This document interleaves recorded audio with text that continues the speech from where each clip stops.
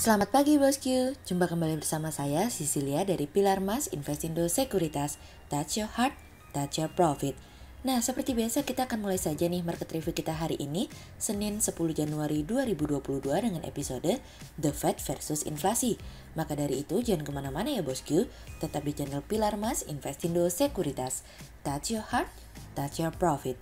Pionir Sekuritas Channel di Indonesia.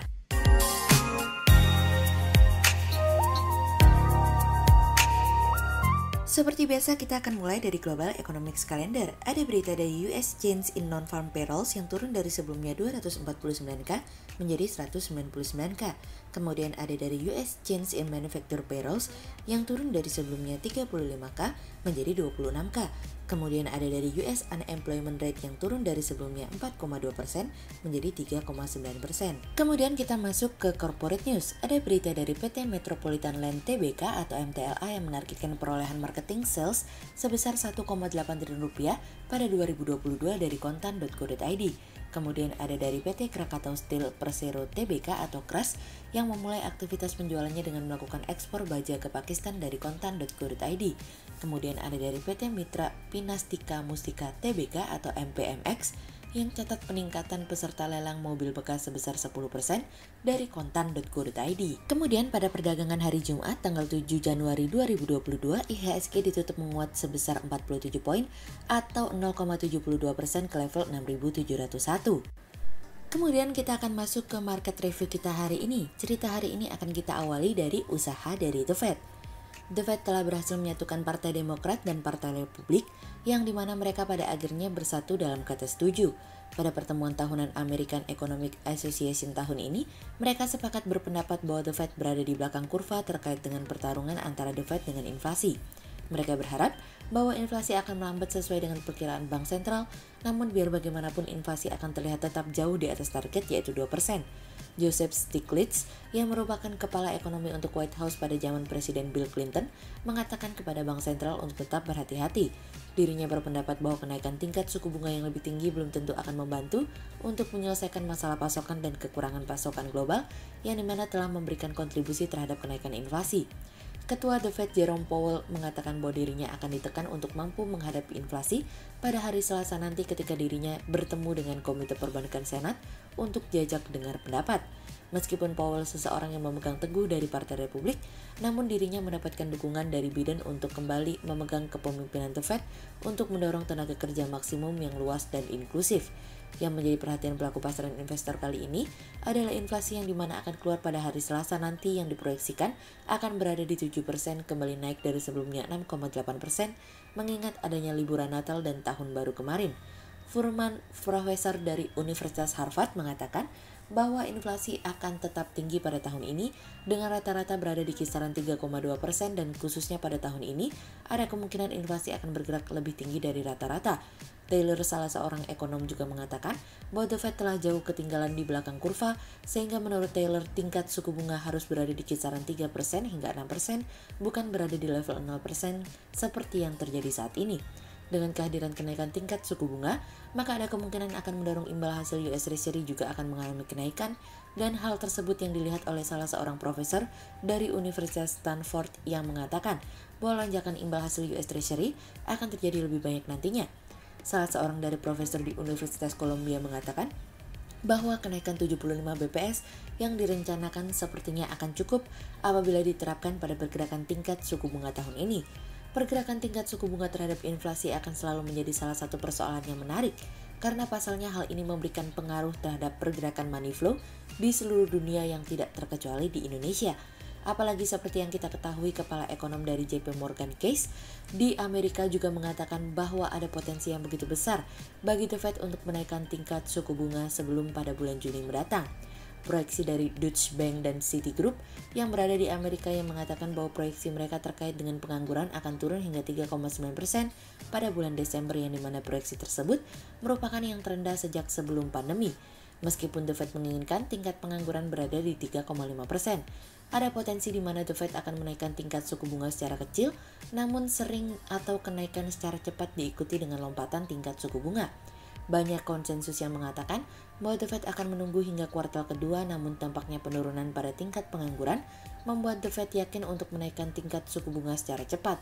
Menariknya, kali ini The Fed terlihat tidak begitu peduli terhadap penyebaran Omicron karena mungkin sama seperti COVID-19 ketika pemulihan tengah terjadi, maka efek kekuatannya akan berlipat ganda sehingga pun tidak mampu untuk membendung pemulihan ekonomi. Besar harapan kami sebetulnya bahwa pertemuan Bank Indonesia pada tahun ini mampu memberikan sesuatu yang berbeda kepada kami terkait dengan bagaimana sikap kita dalam menghadapi kenaikan tingkat suku bunga The Fed pada tahun ini.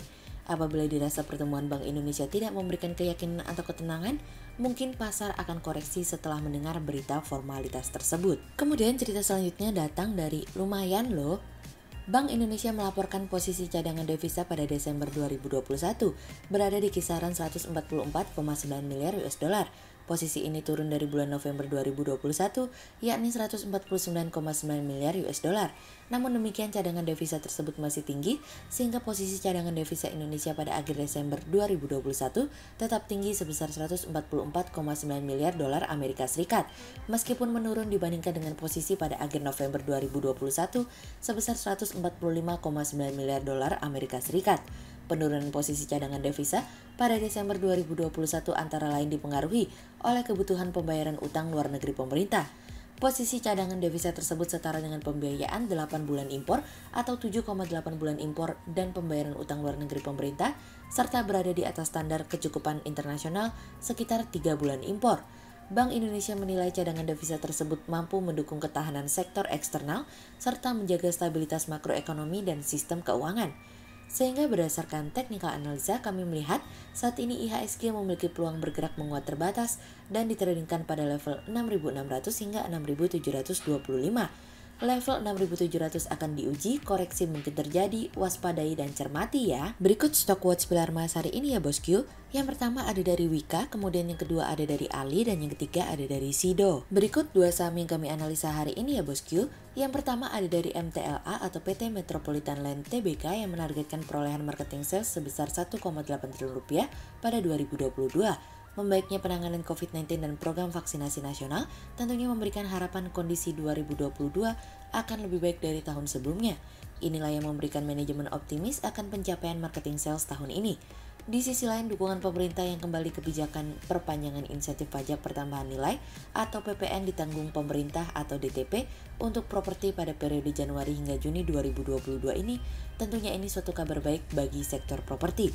Sehingga berdasarkan technical analisa dalam tren pada jangka waktu short term berpotensi untuk bearish dengan target 340 dan tingkat probabilitas sebesar 76%, sementara dalam jangka waktu long term berpotensi untuk bearish dengan target 300 dan tingkat probabilitas sebesar 51%. Kemudian yang kedua ada dari MPMX atau PT Mitra Pinastika Mustika Tbk yang catat peningkatan peserta lelang mobil bekas sebesar 10%. Di tengah kondisi ketidakpastian dari pandemi, manajemen masih memiliki daya tarik tersendiri. Hal ini dicerminkan dari terlihat sejak pertengahan Oktober 2021 dengan penambahan peserta lelang yang meningkat 10%. Ini menunjukkan bahwa masih ada ketertarikan masyarakat membeli mobil bekas. Sehingga berdasarkan technical analisa dalam tren pada jangka waktu short term berpotensi untuk bullish dengan target 1.800 dan tingkat probabilitas sebesar 60%. Sementara dalam jangka waktu long term berpotensi untuk bullish dengan target 2.150 dan tingkat probabilitas sebesar 61%. Berikut kami akan menampilkan 40 saham pilihan dari pilar emas.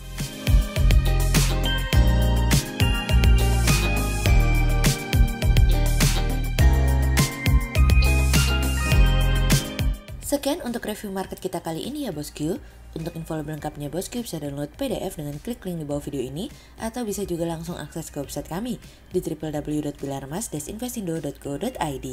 Dan jangan lupa untuk selalu jaga kesehatan buat para bosku ya. Kita akan bertemu lagi besok pagi untuk market review yang berikutnya. Jadi jangan lupa like, subscribe, dan tonton terus channel Pilar Mas Investindo Sekuritas. Touch your heart, touch your profit. Pionir Sekuritas Channel di Indonesia.